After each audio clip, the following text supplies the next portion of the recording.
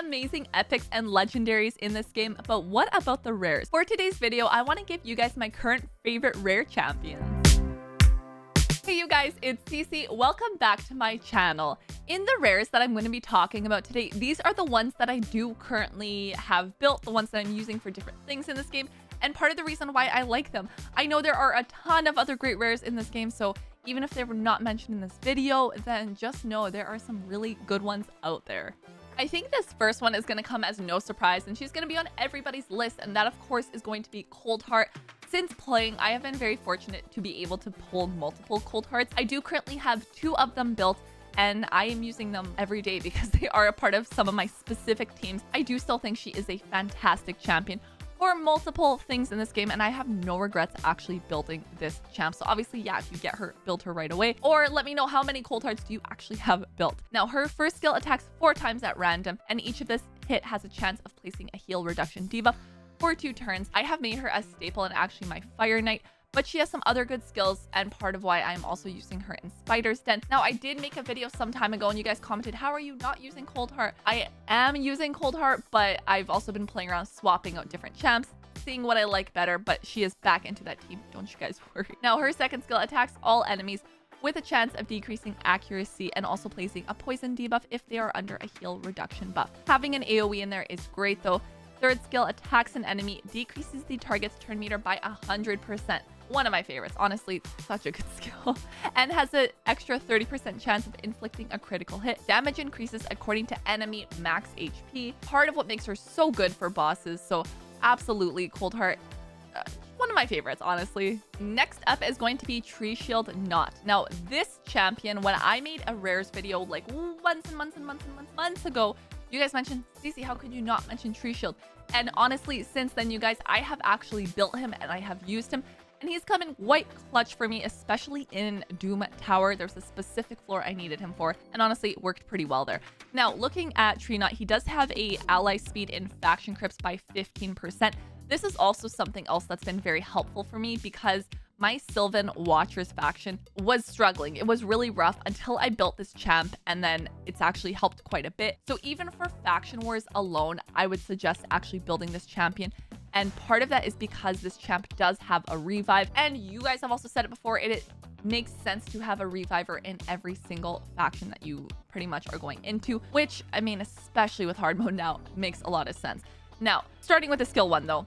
Attacks an enemy 3 times, and each hit has a 20% chance of placing a decreased attack debuff for 2 turns. Second skill heals all allies by 15% of their max HP, while placing a 30% increased defense buff on all allies for 2 turns. Now, this is what I really like. It revives 2 random allies with 25% HP and 25% turn meter. Also places a shield buff on all revived allies for 2 turns, equal to 20% of their max HP. Now, this is a champ you can definitely use in other places in this game as well. There's a few places that he actually does shine, but as I said, even just for faction wars alone, definitely a must build, and I have no regrets actually building this champ. Currently, I do have him just at 50, and I will probably leave him there for a bit, but that is okay. Some champs are okay just sitting at 50. So for now, that is where I have him, but I do think he's worth building. Another one that I've actually built, and one I've kind of brought along mostly for faction wars again. However, he's also a champ that did help me out quite a bit in some of my dungeons earlier on because I was needing more of a support in the heal. Since then, that's kind of been replaced a little bit by some of the legendaries that I've pulled that are really good, but still definitely using him for faction wars. So he does have an aura with ally defense in dungeons by 21%. I personally have not really used that, but at least it's there. Now, first skill attacks 3 at random. Second skill heals an ally target by 35%. The heal can be critical. And then third skill places a 30% increased speed buff on all allies for 2 turns. Fills the turn meter of all allies by 15%. I do think he's all around a great support. I really do like the skill 3, the increase in speed. The fact that we do have a heal in there as well, and being able to attack 3 times at random. So again, for me, Faction Wars is a place that he shines, but I can definitely see why people may use him in Fire Knight, especially if you are lacking a little bit in there, need more multi-hits. Definitely nice to have on his skill 1, and overall just a good support. Next, we are moving over to my man Bellower, and honestly, you guys, of course he's on this list. I feel like it doesn't even really need to be said why. I think he is an obvious one, but I do want to share with you guys the rares that I'm specifically using. So he is my campaign farmer. Love this champ. He's also really good. Of course, my faction crypt His aura does increase ally speed in there. First skill, an AoE with a chance of placing a block active skills buff.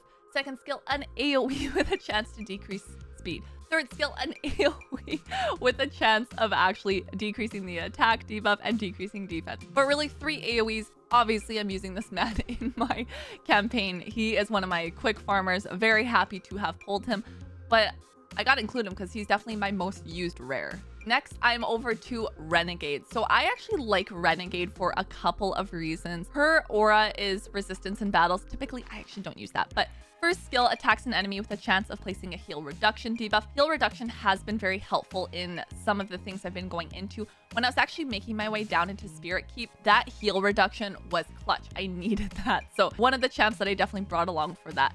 Second skill attacks a random 3 times, also really nice in there, with a chance of decreasing the speed and then a decrease of accuracy if the target has active buffs. But yeah, so potential to do those debuffs. It's really the third skill, and I like the synergy she does bring along to my team, especially with Cece actually. So decreases the cooldown of all ally skills by 2 turns. This skill does not affect this champion or other champions with this skill, but this champion will receive damage equal to 30% of their max HP. This will happen even if it kills the champ. So I've yet to actually really kill her, to be honest with this, and that is partly because I'm bringing her along with other champs like Cece, who does have that heal and everything. So I just really like this third skill. So she is one of those rares that as soon as I got her, I didn't build her right away, but once I did, I was happy about it because she works well within I'm personally using her for, and you could definitely use her in dungeons. I've been kind of playing around bringing her into Spider's Den and kind of Phantom Shogun. I'm still trying to figure out which champ I actually want to use working down into my Phantom Shogun team. So I'm not sure yet if I'm going to fully keep her in there or not, but I will say she is a champ that helped me out quite early. I would say currently those are the main rares that I'm using. And I do want to say, I know there are a ton of other good ones. We have Painkeeper, we've got Eris, we've got Kyle, Athel, all of those guys. They are great champs, but currently I myself am not using them. So I just wanted to narrow this down and give you guys the ones that I am actively using. Now this may change in the future. Maybe I will use one of them less, and maybe I'll build someone else and have to bring them into my team. So you're just gonna have to wait and see when that happens. If you download Raid Shadow Legends using my link, I'm actually gonna start you off with the free legendary champion on day 1, and then at level 10, level 20, and level 30, you'll get yourself an epic. That is 4 amazing champions that you can get just by downloading using my link. Now, I know there are tons and tons of other great rares, but I am curious. I want you guys to comment down below and let me know your niche rare that you are using and where you're actually using them. As I said, some of these rares have actually helped me out in places of the game, specifically like Doom Tower, but also as a part of my dungeons. So be sure that you guys do subscribe so you don't miss out on future videos, as I am putting a video a day. I'll see you guys next time. Bye!